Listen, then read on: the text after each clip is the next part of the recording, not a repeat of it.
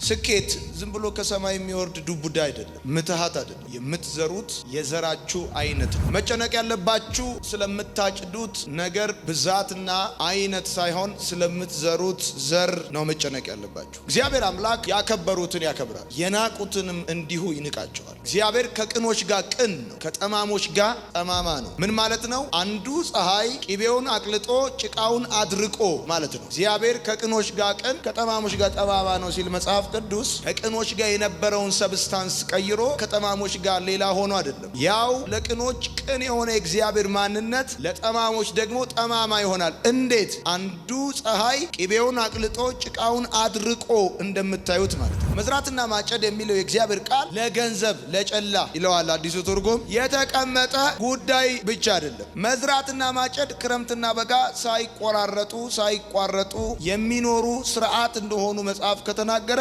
ለ100 ብርና ለ200 ብር ብቻ ሳይሆን ለየትኛውም የህይወት አይነት መዝራትና ማጨድ ይሰራል። ስኬታማ መሆን ከፈለጋችሁ፣ ውጤታማ መሆን ከፈለጋችሁ መጨነቅ ያለባችሁ ስለምታጭዱት፣ ስለምትደርሱበት፣ ስለምትወጡበት ደረጃ፣ ስለምታገኙት ውጤት ሳይሆን ስለምትዘሩት የህይወት አይነት። ደስ ያለህን እየዘራ የመሰለህን እየዘራ የምትፈልገውን ማጨድ የምትፈልገውን ማግኘት አትችልም። የምትፈልገውን ለማግኘት የምትፈልገውን ያንን አይነት ዘር መዝራት አለ። በብዙ የተማረ አይደለም በብዙ የሚሾመው፣ በብዙ የሚያውቅ አይደለም በብዙ የሚሾመው። ዓለም ላይ ሊደር የሆኑ ሰዎች በጣም በብዙ የሚያውቁ እንዳይመስሏችሁ፣ በጥቂት የታመኑ ናቸው። ታማኝነት ደግሞ በሰው ነገር እንጂ በራስ ነገር አይደለም። በራስ ነገር ስስታምነት ነው። ጓደኝነት ዘር ነው። ወዳጅነት ዘር ነው። አገልግሎት ዘር ነው። ሚስጥር ዘር ነው። እያንዳንዱ የህይወት መንገዳችሁ ላይ የሚገጥማችሁ ጉዳይ ከናንተ ከወጣ ዘር ነው። የምትጠነቀቁት የናንተን ዴስቲኒ ዲተርማይን ስለሚያደርግ እንጂ የጓደኛችሁን ኪስ ስለሚያመናምን አይደለም። በጸሎት አትቀይሩትም ዘር። ስንዴ ዘርታችሁ ጸልያችሁ ጤፍ አታጭዱ። በቆሎ ዘርታችሁ ጾም ጸሎት ይዛችሁ ኢን ጂሰስ ኔም ኢን ጂሰስ ማይቲ ኔም አይ ብሬክ ኢን ጂሰስ ኔም አይ ቼንጅ ኢን ጂሰስ ኔም ምናምን ብላችሁ አይ ምናምን ብላችሁ አይ ብሎ ያስቀምጣል እንጂ እግዚአብሔር ምንም ነገር አያደርግልም። በጸሎት ለዘላለም የማታስቀይሩት ነገር ቢኖር ዘር ነው። የወደቀ ስታነሱ ዘር ነው። ለወደቀ ስታዝኑ ዘር ነው። ሚስጥር ስጠብቁ ዘር ነው። ያንዳንዱ ጉዳይ ዘር ነው። አንድ ባለራዕይ እንዲቀጥል ስታረጉ ዘር ነው። እንዲቆም ስታረጉ ዘር ነው። አድቫንቴጅ እድል ጠብቃችሁ ስታጣብቁት ዘር ነው። ታስታውሳላችሁ፣ ሳሚ የሚባለው ሰው ዳዊትን ሰደበው፣ ሙልጭ አርጎ ሰደበው። ዳዊት ሲሄድ ባዶ እግሩን ሞት ይገባዋል እያለ እየተከተለ ሰደበው። ዳዊት ምንም አላለም። ሲመለስ ማረኝ አለ።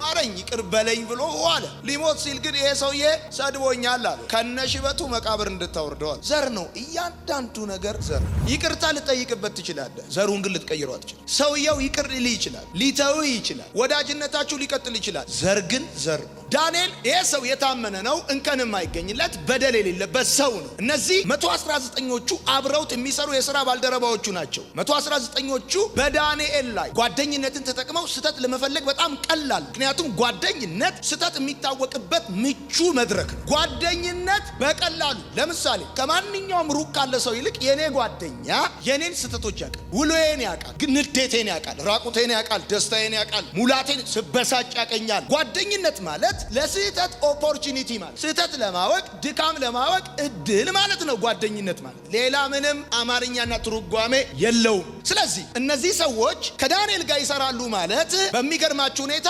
የዳንኤል ወዳጅነት ወይም ጓደኝነትን ተጠቅመው ችግሩን ለማግኘት በቃ እድሉ አላቸው። እድሉ ካላቸው ፈልገው ዳንኤል አልተገኘበትም እንጂ ሰዎቹ ሲፈልጉ ነው የኖሩት። ብዙ ጊዜ ሲያስቡ ነው የኖሩት። የሥራ ባልደረባነታቸውን ተጠቅመው ዳንኤልን የሚጥሉበትን የዳንኤልን ስህተት ያፈላልጉና ያሳድዱ ነበር። የሚገርመው ሁለተኛው የዳንኤል ቻሌንጅ ደግሞ 119 ለ1 ናቸው። 119 ለ1 ናቸው። አንድ ሰው መውጫ መግቢያን እየተከተለ ስህተትን ቢፈልግ ምንም ማለት አይደለም። 119 ሰው ሲከታተል አስበው። 119 ሰው ነው የሚከታተለው። በመስኮት ሊያበጥር ሲል ያዩታል፣ በሆነ ኮሪደር ላይ ያዩታል፣ ሲገባ ያዩታል፣ ሲወጣ ያዩታል፣ ሽንት ቤት ሲሄድ ያዩታል፣ የሆነ ቦታ ሱቅም ራሱ ሲገዛ ያዩታል። በእያንዳንዱ ጉዳይ 119 ሰላይ ነው ያለበት። የተሾሙበት ቦታ የገንዘብ ቦታ፣ ገንዘብ ደግሞ ሴንሲቲቭ ነው። ሰውየው አላስበላ ብሏል። 1 ለ119 እንደዚህ ይዟቸዋል። ሰዎቹ 119ኙም ከዳንኤል በተቃራኒ ነው የሚሰሩት። ዳንኤል በህይወቱ ላይ የሚሰራቸው ነገሮች በጠቅላላ ታማኝነትን ነው። እንደውም የዳነበት ምክንያት ዳንኤል ሲናገር እንደዚህ ይላል፣ በፊቱ ቅንነት ተገኝቶብኛልና የዳንኩት አለ ቅንነት ተገኝቶብኛል። ታማኝ ነው። ክፋት፣ ሴራ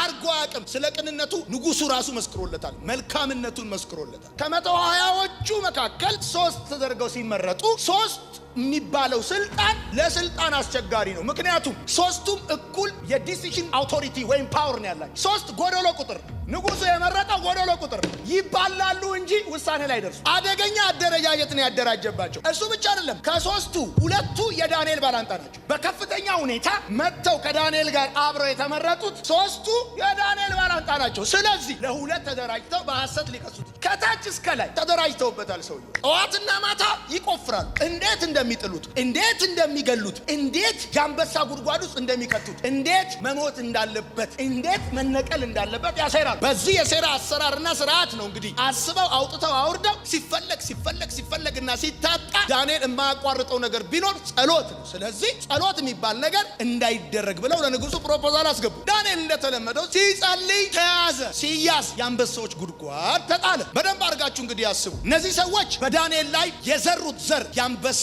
ጉድጓድ ውስጥ መጣል፣ መገደል፣ መበላት፣ መቦጫጨቅ፣ ነፍሰ ገዳይነትንና ሞትን ጉድጓድን የዘሩለት። ኔክስት ዴይ ዳንኤል ከአንበሳ ጉድጓድ ከወጣ በኋላ የዘር አይነቱ ክፋቱ የዘሩት ጉድጓድ የዘሩት አንበሳ ለነሱ ብቻ ሳይሆን ለልጆቻቸውና ለሚስቶቻቸው ተርፎ ልጆቻቸውና ሚስቶቻቸውን በጫጭቀው በሏቸው ይላል መጽሐፍ። ያቀዱለት ፕሮፖዝ ያደረጉለት ጉድጓድ ውስጥ ገቡ። ያቀዱለት አንበሳ ያዛቸው። ህይወት ዘር ነው። ዴስቲኒያችሁ ዘራችሁ ነው። ስኬታችሁ ዘራችሁ። ለሰዎች የምታቅዱት ሬዲሜድ የምታሰፉት ካኪ እናንተ የምትለብሱት እንደሆነ በቅድሚያ ነግራችኋል። ለሰዎች የምትደግሱትን ድግስ የመጀመሪያ ብፌውን የምታነሱት እናንተ ናችሁ። ይሁዳ ከኢየሱስ በፊት የአንጀቱን ብፌ እንዳነሳ ሰው ላይ በክፋትና በአመፅ የማታስቡት ሰውየው ትክክል ስለሆነና ስላልሆነ አይደለም። የእናንተ ህይወት የሚወሰነው በዘራችሁ ስለሆነ በዙፋን ላይ የተቀመጠ በጽድቅ የሚፈርድ የሁሉ ዳኛ እና የህይወት ባለቤት እሱ እግዚአብሔር ነው። እኔ ላይ ሆኖ ያውቃል። እኛ ቸርች ውስጥ በፊት በነበርኩበት ቸርች ውስጥ በሐሰት የተከሰሰ አንድ ወንድም ነበረ። በሐሰት ሲከሰስ ሐሰት ነው አለኝ። ሐሰት ነው እያለኝን ክሱን ተቀብለን አየን። 3 ወር ሳይቆይ እኔም ተከሰሱ። ዘር ነው እንወያይበት በዚህ ክስ ላይ አልኩ። ከ3 ወር በኋላ በዮናታን ላይ እንወያያሉ። ዘር ነው። ለሰው ከትከሻው በላይ አሻግራችሁ ያያችሁት እሱ በመጀመሪያ የምትገቡበት የህይወት ጋርደን እናንተ መጀመሪያ ትናፈሱበትና ነው ሰውየው ነፍሱን የሚያጣበት። ያኬታችሁን አውልቃችሁ ታንጠለጥሉበታላችሁ። አንዳንድ ጊዜ ክፉ ነገር ማሰብና መዝራት የሌለባችሁ የእናንተ ሞት ብቻ አይደለም እኮ የእናንተ መሞትማ ሙቱ። እኛማ እንሙት። የሚያሳዝነው ምንም የማያውቁ ልጆቻችን በእኛ ተንከሲስ ሀሳብ ሲሞቱ ነው። ተንከሲስ ሴራ፣ ተንከሲስ ተንኮል ሲሞቱ ነው የሚያሳዝነው። ጓደኝነት ተጠቅማችሁ የሰውን ክፋት የምትፈላልጉ ሰዎች አትሁኑ። የጓደኝነታችሁን መንገድ የሰውን ውድቀት መፈለጊያ አታርጉ። ወዳጅነታችሁ እንደ ዳንኤል 119 ሰዎች ማሳደጃ እድል አድርጋችሁ እንዳትጠቀሙት። ንፋስ የዘራ አውሎ ንፋስ ያጭዳል። ብዙ ሰዎች ማለት ይቻላል በሰው ቤት የሰጡትን አስተያየት ነው በራሳቸው ቤት የሚጠጡት። አቦል 1ኛ 2ኛ 3ኛ እያረጉ የሚጠጡት በሰው ቤት እንዴት ይሰራታል ያሉትን ማለት። ሰው ቤት የላኩት እርግማን ነው በመልሶ ማጥቃት ሰይጣን እንደ ራኬት ሚልክላቸው መልሶ። ዘር ክፉ ነው። ሰው ትዳር ላይ የሰጡት ሐሳብ፣ ሰው ልጅ ላይ የሰጡት ሐሳብ የኛ ልጅማ የኔ ልጅማ ብለው ማለት ብለው ባጭር ወጥቀር ጉዷና ያታለን አርግዛ ነው የምትመጣው ሲሉ መንታ የነሱ ልጆች እንቦድሳለን ይቦድሳሉ። ዘር ነው። ከሆነ ቸርች ታስወጣለህ፣ በተራ ደግሞ የሆኑ ሰዎች ካንተ ያስወጣሉ። ታደራጃለህ። ሰው ላይ ቀን ይቆጠብቅና አንተ ላይ ደግሞ ያደራጃል። የራበውን ሰው ስታበሉ ዘር ነው። እግዚአብሔር ዘራችሁን የሚያበላ ሰው ይሰጣችሁ። ሚስጥር ስትጠብቁ ዘር ነው። ሚስጥር የሚጠብቅ ጓደኛ ይሰጣችኋል። ሽንፍላችሁን ይዛችሁ ስትዞሩ ሽንፍላውን ይዞ የሚዞር ሳይሆን ጥሎ የሚዞር ሰው ያጋጥማቸው። ጥሎ የቱ ጋር እንዳረገው ትዝማ የቱ ጋር እንዳወራ ራሱ የቱ ጋር ትዝ አይለውም። ተናግሬ ነበር የሚል ሰው ይሰጣችኋል። የዘር ጉዳይ የሚያሳዝነው በአንድ ጥይት 2 ሰው መሞቱ። እንዲተኩሳ ሰውየውንም ገለው አንተን የሚገላል። አንዱ ጥይት እንዴት አይሆንም እኮ የሆነ ጥይት አውጥተህ ዝም ብለህ ብትወቅስ እኮ አንድ ሰው ነው የሚገለው። አንተ ቢያንስ ለማምለጥ ጥረት ታደርግ ይሆናል። ዘር የሚባለው ነገር ግን ስለሚመለስ አንዴ የተኮስከው ጓደኛንም ገሎ አንተ አትቀርም። ዘርተኸዋልና አይሆንልኝም አለ እግዚአብሔር። አይሆንልኝ የማይሆንልኝ አለ መዝራትና ማጨድ፣ ክረምትና በጋ፣ እነዚህን ነገር ማቆም መተው አይሆንም። በባህሪው እግዚአብሔር ንቀትን ለዘራ ንቀት፣ ክፋትን ለዘራ ክፋት፣ ክብርን ለዘራ ክብር፣ ፍቅርን ለዘራ ፍቅር ያሳጭደው። ጤፍ ዘርታ በቆሎ አያሳጭድ። የማይለወጥ ህግ ሰው ላይ ያወጣሉ። ሊያስር ሲፈልግ በፓርላማ ህግ ይቀይራል። እንደ ነገ ሊያስር ሲፈልግ እንደ ዛሬ አስቸኳይ ስብሰባ ፓርላማ፣ በማግስቱ ያስራል። እነዚህ ሰዎች ማለት ህግ አውጥተው ሰው ያስራሉ። ጸሎት እንዳይጸለይ ብለው አለቀ። ከዚህ በፊት እኮ ብሏል ዶክተር መራራም ብሏል፣ ሌሎችም ብለዋል፣ የደርግ ሰዎችም ብለዋል እኮ ይሄ ቤት የምንገባበት ነውና እናሳምረው አለ። እስር ቤቱን እምቢ አሉ። አንድ የደርግ ጀነራል እውነቴን እምቢ አሉ። ቃሊቲን አናስተካክልም አሉ። አመት አልቆዩም ተሰብስበው ሲያስገቧቸው። ማሳመር ያለብህ ለሰው አንተ የምትገባበት ጉዳይ። ብዙ ሰዎች ከቤተ ክርስቲያን የሚወጡት ሌላ ሰው ባስወጡበት መንገድ ነው። ብዙ ሰዎች አገልግሎት የሚያቆሙት ሌላ ሰው አገልግሎት ባስቆሙበት በዛው ምክር ነው። ብዙ ሰዎች ቤታቸውን ያፈረሱት የሌላ ሰው ቤት ባፈረሱበት ጨዋታ ነው። ብዙ ሰዎች ህልማቸው የተጨናገፈው የሌላውን ህልም ባጨናገፉበት በዛው ህይወት መዝራትና ማጨድ። ነገርኳችሁ። ፎርጊቭነስ ልታገኙ ትችላላችሁ። የማይቀር ግን ዘራን እግዚአብሔር ትከሻችሁን እንዲያሰፋላችሁ መለመን ያለባችሁ ዘሩን በሚገባ እንድትይዙት ማለት ተመልሶ ሲመጣ አደገኛ። እኔ ክፋት ላለማድረግ እምጥረው እናንተን ላለመጉዳት ሳይሆን ራሴን ላለመጉዳት።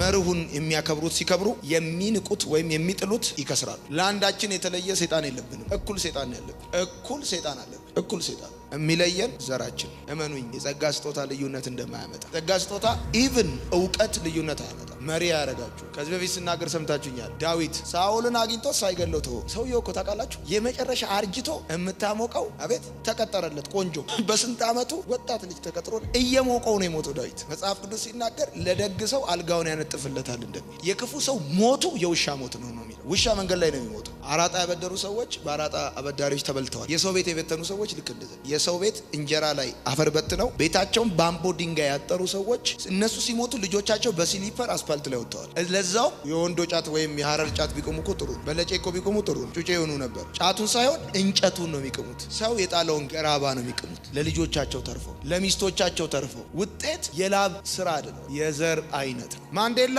ከመሞቱ ከ2 ዓመት በፊት ኤስቢሲ 4 የሚባል የቴሌቪዥን ጣቢያ የቀብር ስነ ስርዓቱን ለመዘገብ ጨረታ ተጫርቶ አሸንፎ ነበር። ቢጠበቅ አይሞትም። ቢጠበቅ 2 ዓመት ነው የጠበቁት ማንዴላ እስኪሞት። ማንዴላ እንኳን ቆሞ ሞቶ ዜና ኮዚ ኢዝ ኤ ሊደር ኦፍ ፎርጊቭነስ። ባይብል ይዘው የሚንቀሳቀሱ ሰዎች አላያችሁ? በጭንቅላታቸው ሲናገሩ አሜዚንግ አሜዚንግ አሜዚንግ የምትሏቸው ሰው አልባጀት ምንም ሰው አይከተላቸው። ምንም ሰው ለምንድን ነው ስትል አንተ መድረክ ላይ መቆሜን ታያለህ። እግዚአብሔር ግን ስንት ሰው ጨርሼ መድረክ ላይ እንደቆምኩ ያያል። አንተ ውጤቱን ታያለህ። እግዚአብሔር ግን ውጤቱ የመጣበትን መንገዱን ያያል። አንተ እኔ የደረደርኩትን ታያለህ። እግዚአብሔር ግን በስንት አጤሬራ እንዳመጣው ያያል። እግዚአብሔር ሰው አይሱዚ ያያል፣ መኪናህን ያያል። እግዚአብሔር ግን ከየት እንዳመጣ ያያል። እግዚአብሔር ሰውን በውጤቱ አይመዝነው፣ በመንገዱ ነው የሚመዝነው። መጽሐፍ ሲናገር እንደዚህ ነው። አትፍረድ። ለምን አትፍረድ ይፈረድብሃል። ምን ማለት መሰለህ? አሁን ለምሳሌ እሱ ላይ የማትፈርደው ጥፋት ስላላጠፋ አይደለም። ጥፋት አጠፋ ብለህ ብትፈርድበት ስለፈረድክበት ይፈረድብሃል። የሮሜ መጽሐፍን አንብቡት። የሮሜ መጽሐፍ በዚህ በደንብ ይነግራቸዋል። ለምን በለኛ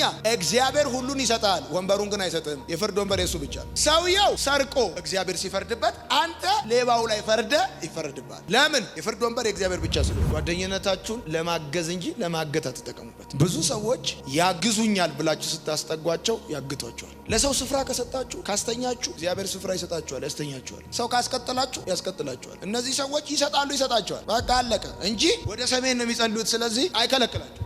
ዘር አንተ ዘለጠለክ በኢንጂሰስ ምናምን በልሳ ምናምን በጌታ በኢየሱስ ወገኖቼ ምናምን ብለህ ሃሌሉያ ብለህ ውጣና ገባ አይሰጥም። እነዚህ ሰዎች ኢየሱስን ስላልተቀበሉ ቦርናጌን ስላላረጉ በሪት ቡዳ ምናምን የሚባል ታሪክ ይሰጣሉ፣ ይሰጣቸው፣ ይታመናሉ፣ ይታመንላቸው። ላልፈለጉት ይገኛል። ሳይጠይቁት ፀሐይ ያወጣል፣ ዝናብ ያወርድላቸው። ባህሪውን ሊለውጥ አይችልም። ባህሪውን ሊለውጥ አይችልም። ታስታውሳላችሁ ያዕቆብ ያደረገውን ለኤሳው ምርጥ መርጦ እጅ መንሻ ላከለት። ይሄ የማን ነው? አንተስ የማን ነህ ያለ እንደሆን የባሪያ የያዕቆብ ነው በሉት።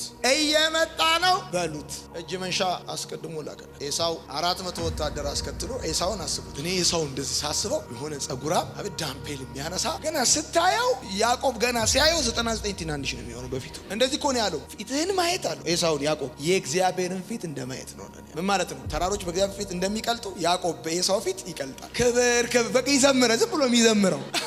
ስለዚህ እንደዚህ ያደረገ አስቀድሞ እጅ መንሻ ላከለት። የማን ነው ሲሉት ሰዎቹ ሚሉትን ነገር ራሱ ያዕቆብ ነው የመረጠው። ታውቃላችሁ እኔ እኮ ያዕቆብ እኮ አንደኛው ወይ ደሞዙን ራሱ እኮ ነው ያሰለው። ሽመልመሌ ከሆነ የኔ ነው ብሎ እኮ ሰውየው ቀላል ሰውዬ መስሏል። የማይታሰብ ነገር እያሰበ እኮ ነው ይበላው።